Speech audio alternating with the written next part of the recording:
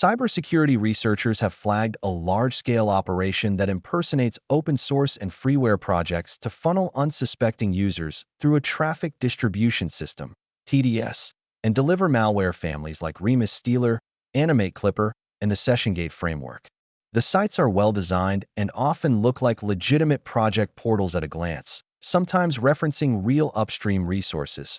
Checkpoint security researcher Alexei Buktiev said in a breakdown of the campaign. The deception is not in the page content alone, it's in what happens when a user interacts. These pages load a cloud front-hosted JavaScript staging layer that converts a click on a download button/link into a handoff to a traffic distribution system, TDS. The TDS enforces strict gating. First visit state, mandatory click confirmation, anti-bot/anti-analysis logic, VPN/data center filtering, and frequency capping. It's suspected that the operation is designed for traffic acquisition and monetization, while leading select users to malware delivery infrastructure. Some of the identified sites mimic trusted reverse engineering and security tooling such as Ghidra, DNSpy, and Spiderfoot. Attack chains specifically target users looking for such tools on search engines like Google, causing the bogus sites to be surfaced on top of the search results.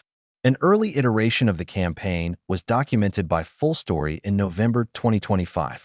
Evidence indicates that the activity has been ongoing since September 2025.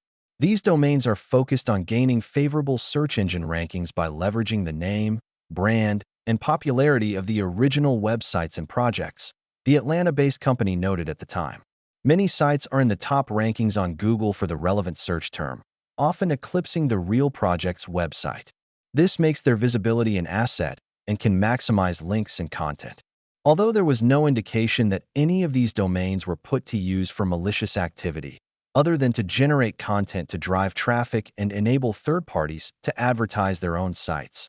The latest findings from Checkpoint show that the TDS scripts were embedded not long after, and the infrastructure was repurposed for malware distribution starting January 2026.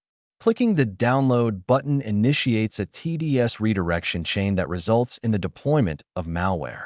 One of the most striking aspects is that hovering over the button reveals the legitimate URL from where the tool can be downloaded, thereby lending the site a veneer of legitimacy. The redirect chains are also engineered such that repeated attempts to enter it from the same IP address result in the download of benign software, like the Opera browser or unnecessary browser extensions. Some of the payloads distributed via this TDS are listed below. SessionGate, a previously unknown multi-stage, obfuscated loader that's used to deliver potentially unwanted applications, PUA, while incorporating extensive anti-analysis mechanisms to throw off sandboxes by pivoting to a benign installer experience. Remus Stealer, a new information stealer offered under a Malware as a Service (MAS) model, can steal data from more than 20 browsers, including hundreds of browser extensions and applications, such as cryptocurrency wallets, two-factor authentication tools, and password managers.